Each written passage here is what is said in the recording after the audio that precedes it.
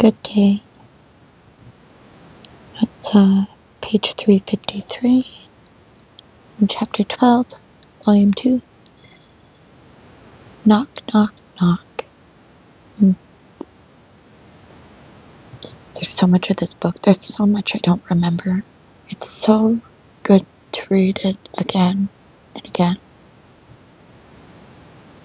You know,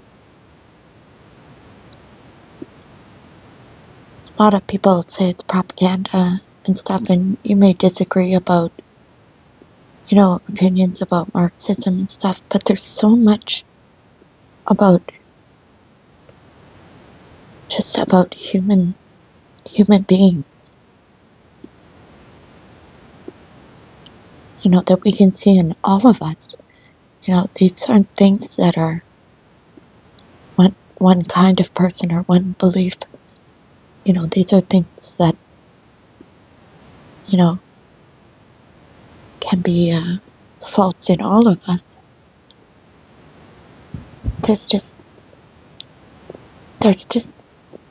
I know that there's so much like facts and details and, many of the dates and names and stuff like that are incorrect. I don't think anybody's going here for their dates and their history. There's something else in this book. There's something else that matters in the whole conversation. There's something worth listening to in here.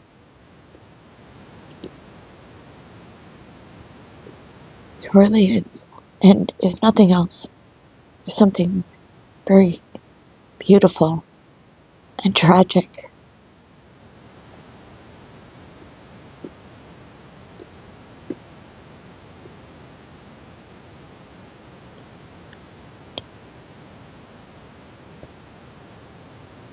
Which is,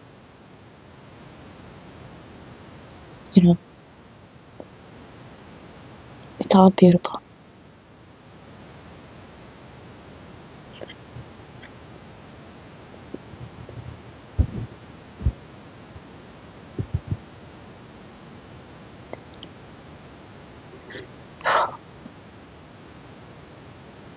Knock, knock, knock.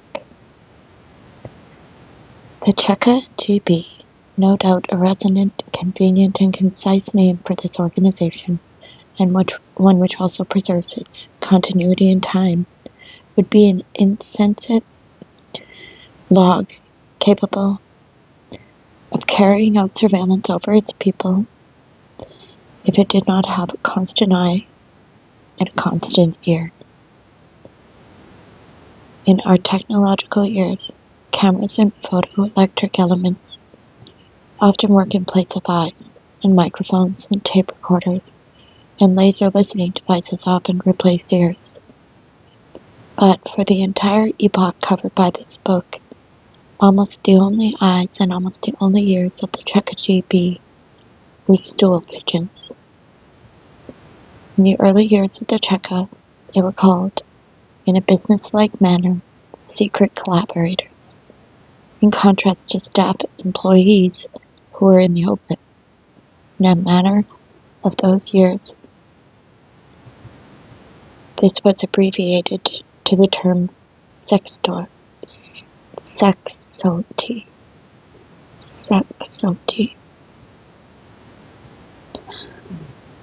And that is how it passed into general usage. Whoever thought up this word, not supposing it would become so widely disseminated, and not taking due care, did not have the gift of perceiving it with an unprejudiced ear, and hearing even in its mere sound of loathsomeness woven into it something more disreputable even than sodomy. And over the years it became colored with the yellowish-brown blood of betrayal, and there was no nastier word in the whole Russian language. But this word was used only in freedom. In the archipelago they had their own words. In prison there was nasedka,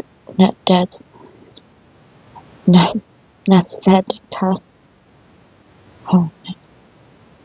A sitting hen, and in camp it was stewcatch, a knocker, stool pigeons all. However, just as many words of the archipelago subsequently moved out into the whole range of the Russian language and took over the entire country, so too the word knocker became in time a common concept. This reflected both the unity and the universality of the phenomenon itself. Without having the experience, and without having thought the matter over sufficiently, it is difficult to evaluate the extent to which we are permeated and enveloped by stool pigeoning. Just as, without a transistor in hand, we do not sense in a field, in a forest, or on a lake that multitudes of radio waves are constantly pouring through us. It is difficult to school oneself to ask that constant question, who is a stool pigeon among us? In our apartment, in our courtyard, in our watch repair shop, in our school, and in our editorial office, in our workshop, in our design bureau, and even in our police. It is difficult to school oneself, and it is repulsive to become schooled, but for safety one must. It is impossible to expel the stoolies or to fire them. They will recruit new ones, but you have to know them, sometimes in order to be aware of them, sometimes to put on an act in their presence, to pretend to be something you aren't, sometimes in order to quarrel openly with the informer, and by this means devalue his testimony against you. And that's to survive in prison, right? But just imagine that you have these, for lack of a better term, rats. Well, stool pigeons, fine, but, they're always, running to tell somebody something about you. Just imagine out in freedom, you can do that at any time, and I know it's hard, but you can do it, and, you're not facing the same kind of consequences as it gets to in this point. Maybe some people do face, very difficult consequences at their work and stuff, and I understand that because, I do have lost a job because of something I wasn't willing to do. So, it's not easy, but you have to put your foot down where you can, and not be afraid. At some point, you have to not be afraid. Continuing, we will speak in a special chapter on freedom about the density of the network of informers. Maybe sense the destiny, but many sense the destiny, but they do not make the effort to imagine the informer's face, his simple human face. And for this reason, the network seems more enigmatic and more fearsome than in actual fact it is. And yet the informer is that very same pleasant Anna Fedorovna, who lives next door and came in to ask you for some yeast and then ran to report at a prearranged contact point, perhaps a shop or a drugstore, that an unregistered voter is in your apartment. It is that very same Ivan Nikiforovich, whom you liked so much, with whom you drank a glass of vodka, and he reported that you cursed because there was nothing in the store to buy and said the higher-ups were getting it all under the counter. You don't know informers face to face, and then you are surprised that the omnipresent organs could know that during the mass singing of the Song of Stalin, you merely opened your mouth and didn't waste your voice, or that you didn't enjoy yourself at the November 7 demonstration.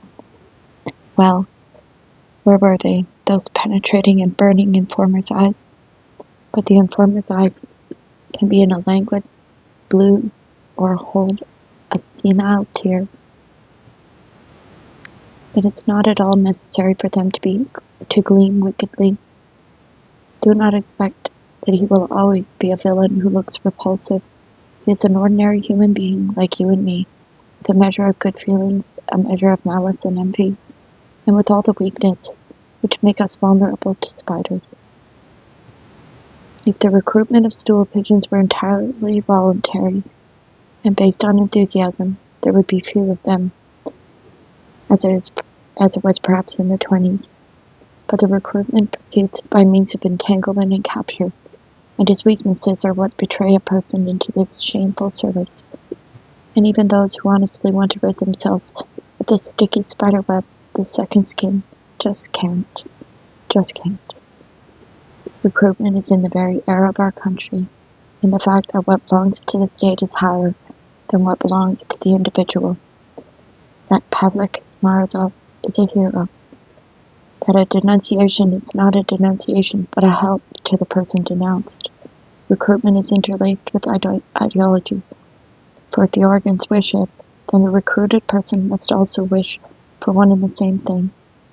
Our country's successful advance to socialism. The technical side of recruitment is beyond praise. Alas, our detective comics do not describe these methods.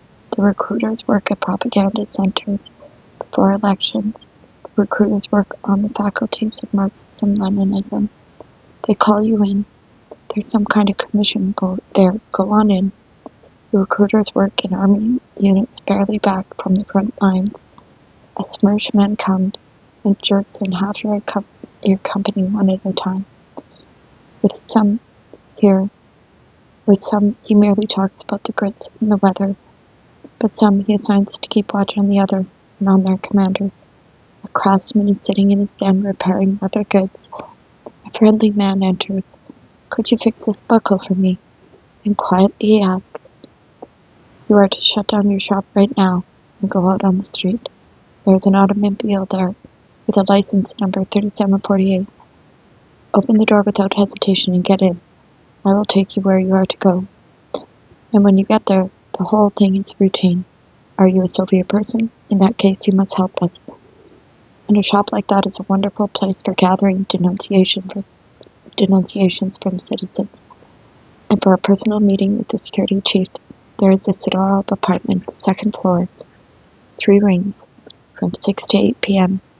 The poetry of recruitment of stool pigeons still awaits its artist. There is a visible life, and there is an invisible life. The spider webs are stretched everywhere, and as we move, we do not notice how they wind about us. And nowadays, when people do renunciations or denunciations, they're very proud to do it. They do it out in the open. So we're just as proud to dismiss them, just as proud to disregard them. They have no shame. You have to believe what you know is true more than they think they believe. Because we know that many people do not have sincere convictions. Continuing, selecting tools available for recruitment is like selecting master keys. Number 1, number 2, number 3. Number 1, are you a Soviet person? Number 2 is to promise that the person being recruited has fruitlessly sought by lawful means for many years. Number 3 is to bring pressure to bear on some weak point to threaten a person with what he fears most of all. Number 4. You see, it only takes a tiny bit of pressure. A certain age he is called in, and it is well known that he is a nincompoop. And so, to start, he is instructed. Write down a list of the people you know who have anti-Soviet attitudes. He is distressed and hesitates. I'm not sure. He didn't jump up and didn't thump the table. How dare you? Who does in our country? Why deal in fantasies? Aha. So you're not sure. Then write a list of people you can guarantee are 100% Soviet people. But you are guaranteeing, you understand. If you prove even one of them with false references, you yourself will go to prison immediately. So why aren't you writing? Well, I can't guarantee. Aha, you can't? That means you know that they aren't anti-Soviet. So write down immediately the ones you know about. And so the good and honest rabbit AG sweats and fidgets and worries. He has too soft a soul, formed before the revolution. He has sincerely accepted this pressure which is bearing down on him. Right, either that they are Soviet or that they are anti-Soviet. He sees no third way out. Stone is not a human being, and even stones get crushed. There are more master keys.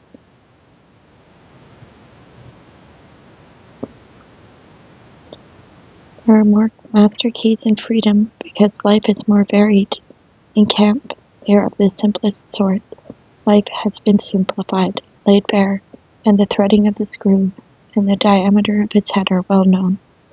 Number one, of course, remains, are you a Soviet person?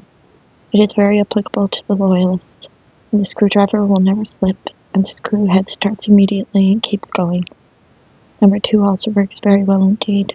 The promise to have the prisoner taken off general work and to have trusty work arranged for him in the camp compound, and to see that he gets supplementary grits and some pay, and has his term reduced.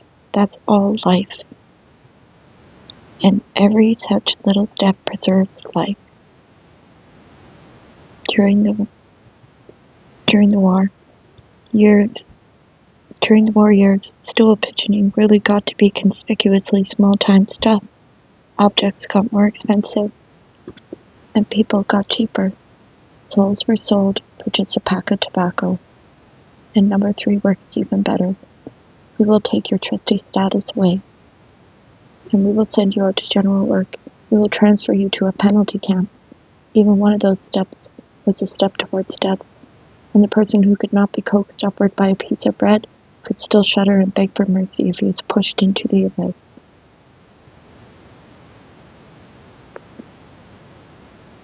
This does not mean that finer, more skillful work did not exist or was never needed. Great ingenuity was sometimes required. Major Shugin had to gather material against prisoner Gertzenberg, a Jew. He had grounds for thinking that Anton, an inexperienced 17-year-old German lad, could provide the material he wanted. Shugin called in a young Anton and began to water the Nazi shoots implanted there, how repulsive the Jewish nation was, and how it had destroyed Germany. Anton got steamed up and betrayed Gertzenberg.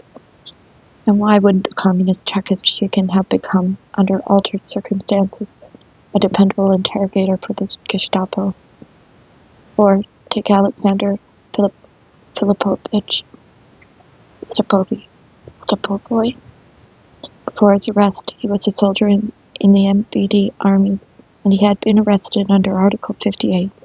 He was not an orthodox communist at all, just an ordinary lad from the working classes.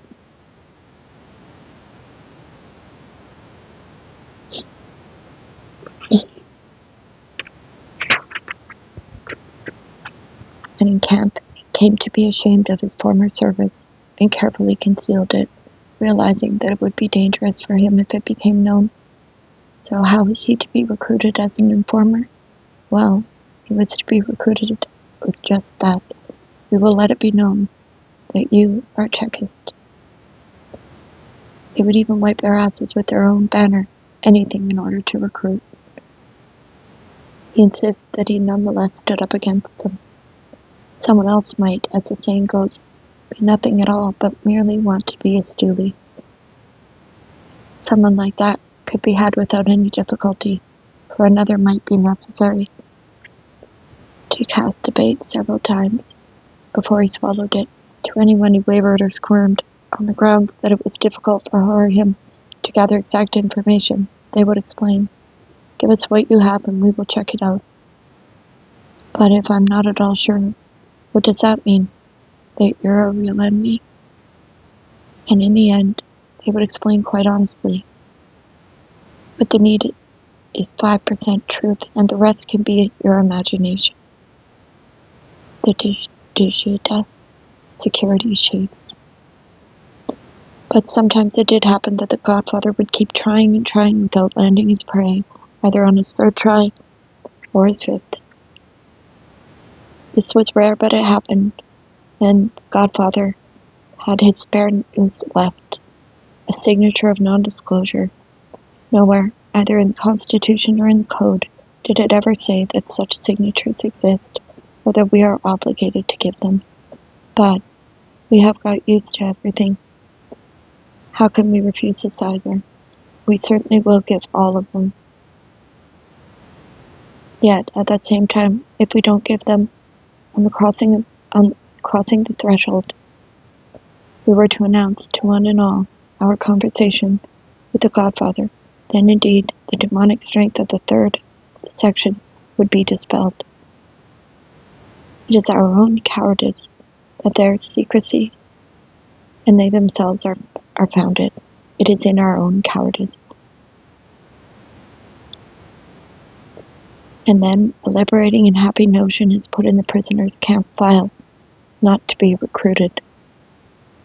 That is after try 96, or at least 84, but it is a long time before we learn about it, if we survive at all. We can make a guess, however, from the fact that all scum subsides from us and never clings to us again. However, most often of all, the recruitment succeeds.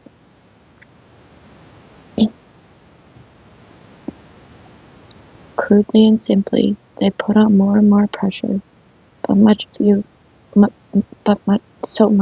that you can neither beg nor growl your way out of it. And soon afterward, the new recruit begins in a denunciation. And as often as not, the denunciation tightens the noose of a second term around someone's neck, and the camp squealing turns out to be the strongest form of camp struggle. You croak today, me tomorrow. Out in freedom, stool pigeoning was a totally safe occupation for an entire half-century or 40 years. There was no answering threat from society, and neither exposure nor punishment could occur. In the camps it was somewhat different. The reader will recall how stool pigeons were exposed and exiled to Kandrostov by the administrative section of Solovki. But for decades after, things were seemingly free and easy for the stool pigeons. But at occasional rare intervals, and in occasional rare places, a small group of resolute and energetic sects would join forces and continue the Solovetsky tradition in hidden form.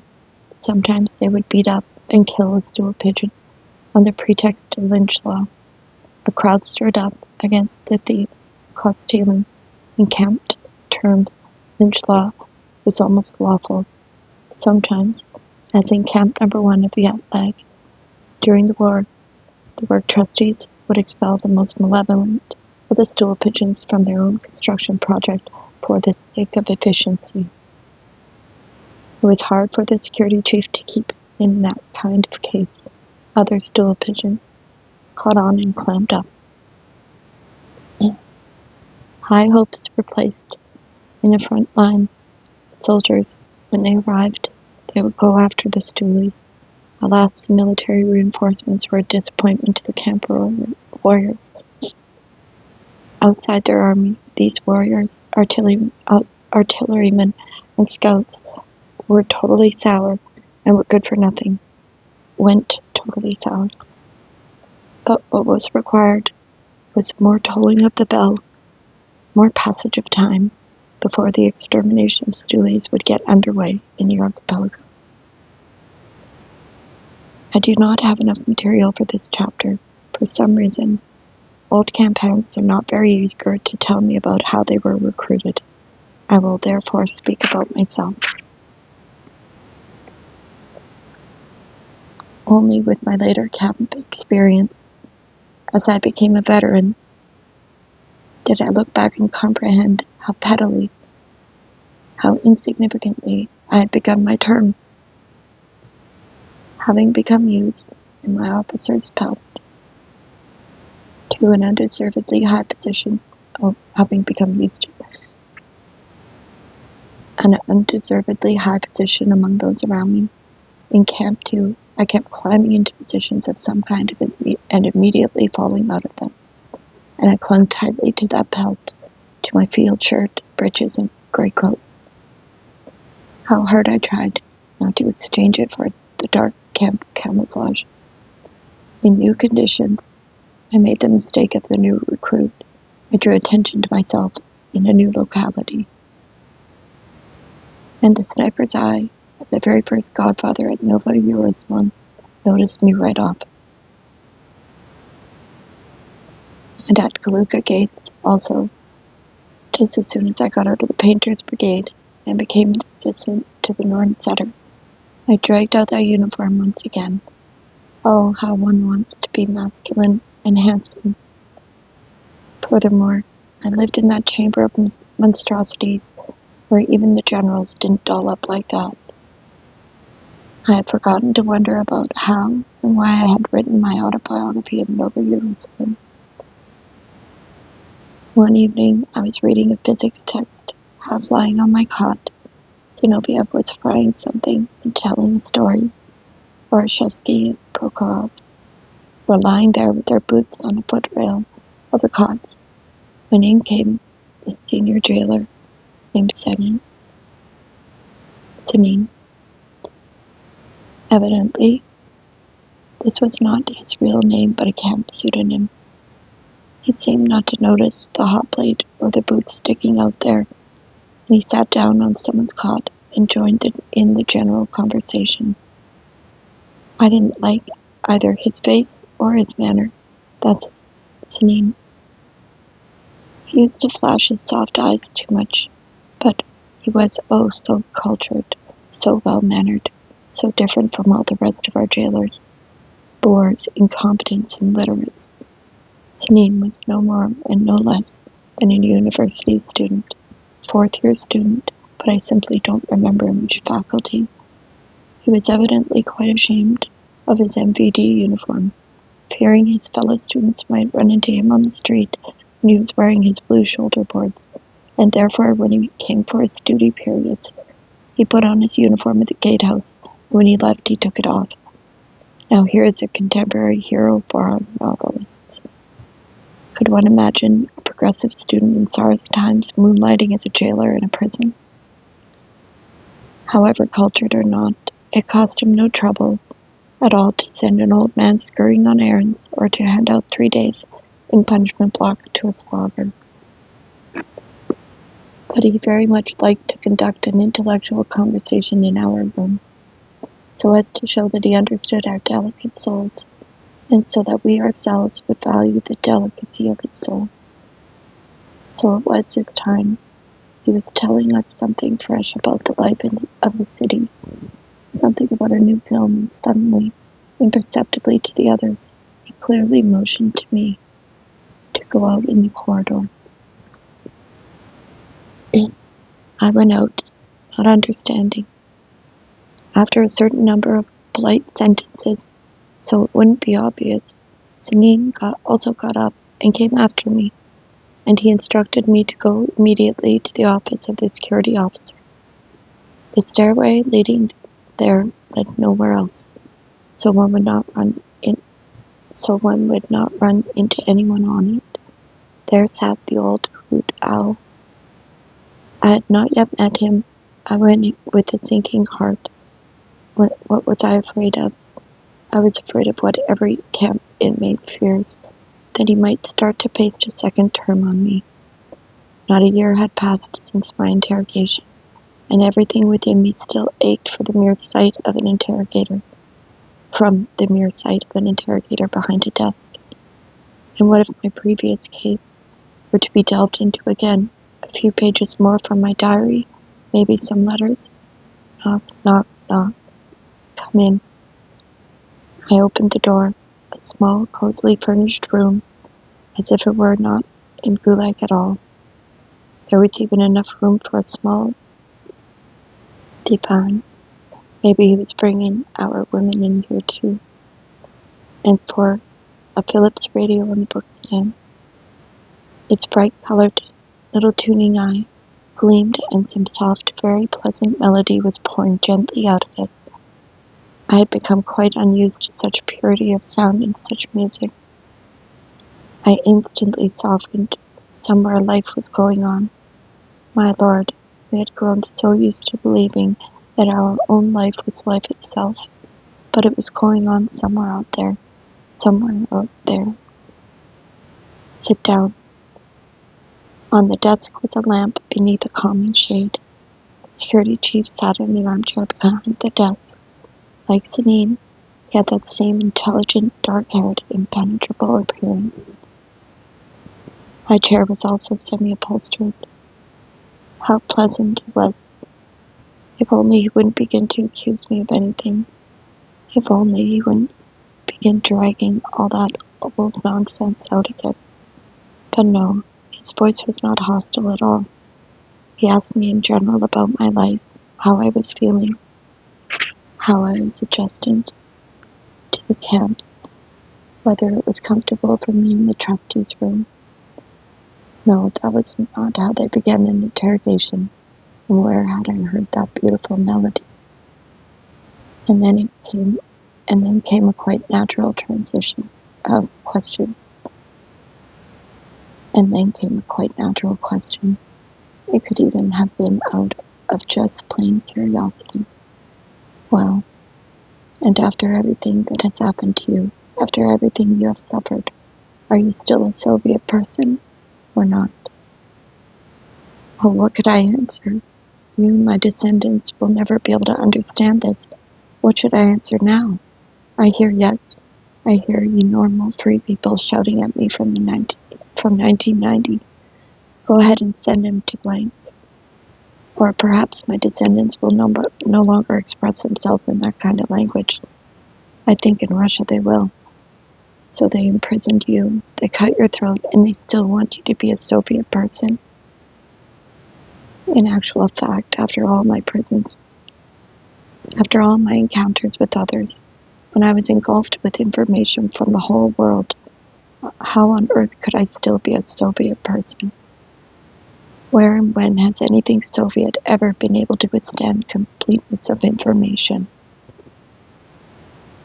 And if I had already been re-educated as much by prison as I had been educated by it, I ought to have cut him off and then and there.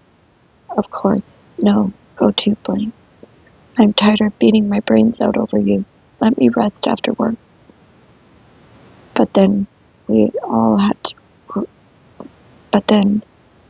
all grown up to be obedient fellows. After all, when it came to who's against, who abstains, there was absolutely no way you could raise your hand. No way. So how could even a convicted man twist his tongue around the words, I am not a Soviet person? In the OSO decree it stated that I was anti-Soviet. I said evasively, the OSO, anyway, did away without the slightest respect. But you yourself, what do you feel? Are you still a Soviet person, or have you changed and become embittered? That melody continued to play softly and so purely. Our syrupy, sticky, and inconsequential conversation didn't stick to it. Lord, how pure and beautiful human life can be. But because of the egotism of those who have power, we are never able to attain it. Was it Maniusko? No, it wasn't Maniusko. Or Dvorak? No, it wasn't Dvorak. Go away and let me be, dog. Let me listen. Why should I be embittered? I act astonished. Why indeed? For 10 letters or so, 8 years, and that was not even a full year for each letter. To be embittered was quite out of the question. It would already smell of a new term. And so that means you are Soviet, the security chief pressed at me, sternly but encouragingly.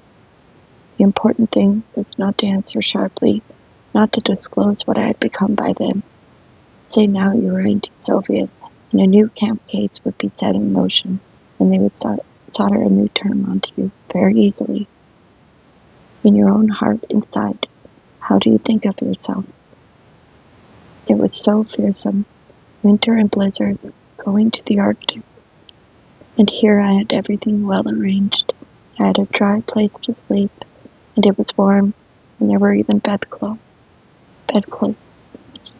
In Moscow, my wife came to visit me and brought parcels.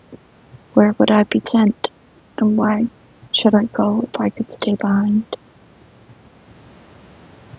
What was there shameful in saying Soviet? The system was socialist. For myself, yes, well, Soviet. Aha, so you are Soviet. Now that's something else again. The security chief was gladdened. So now you and I can talk as two Soviet people. That means you and I share the same ideology. We have common goals, only our lodgings were different. And you and I must act in unity. You help us, and we will help you. I felt I had already slipped downward, and there was still that music, and he kept tossing and tossing his neat little nooses. I had to help him keep in touch with what was going on. I might choose to overhear a certain conversation. I was to report on them. Well, that was something I would never do, cold-bloodedly inside myself. I knew that quite well. Whether I was Soviet or not was immaterial. Don't sit around waiting for me to report political conversations to you. However, caution. Somehow I had to cover my tracks delicately. That's something I wouldn't be able to do, I replied to him with something sounding like regret. Why not? My ideological colleague grew more severe. Well, because it's not in my character. How can I put this to you politely, you bastard? Because I don't listen. I don't remember. He noted there was something between me and the music and clicked off the radio. Silence. The warm, bright-colored eye of the good world was extinguished. In the office, just a hoot owl and myself. It was in deadly earnest now. If only they had known the rules of chess. If moves are repeated 3 times in a row. If moves are repeated 3 times in a row, a draw is declared. But no, they were lazy in everything else, but not in this.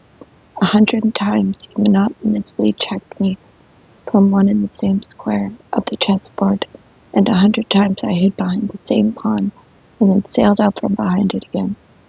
He had no taste at all, but he had all the time in the world, and I put myself in eternal check by declaring myself a Soviet person. Of course, there was some slight variation each of the 100 times, a different word, a different intonation. An hour passed and another. In our cell, they were already asleep, but there was no need for him to hurry. This was his work. How could I get shut of him? What sticky people they are.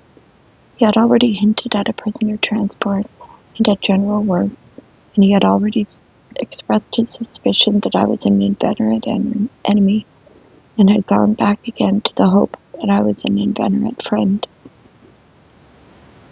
Yet I couldn't. Neither did I want to go on a prisoner transport in winter, and with a heavy heart, I wondered how it all would end.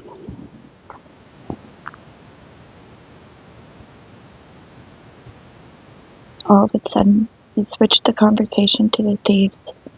He had heard from the jailer Snein that I spoke out sharply against the thieves, and that I had run in with them. I came to life. This was a new move. Yes, I did hate them, but I know that you love them. And in order to go right at my tenderest point, he drew the following picture. I have a wife in Moscow. Without a husband, she has to walk the streets by herself, sometimes even at night. People on the street often have their clothes taken off them by those very same thieves from camp. No, by those you amnesty. So, would I really refuse to report to the security chief if I should happen to learn of preparations for escape by the thieves. Well, that was different. The thieves were enemies, pitiless enemies, and against them maybe any methods were good. Anyway, good or not, the main thing was that it was good out for me. At least it seemed so. That I could do. You said it, and the devil only needs one little word. And instantly a clean sheet of paper fluttered on the table in front of me.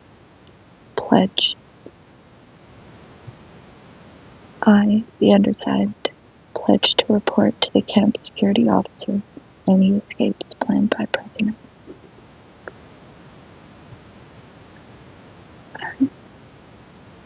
I'm going to stop there before I run out of the recording room. Thank you for listening. Have a great day.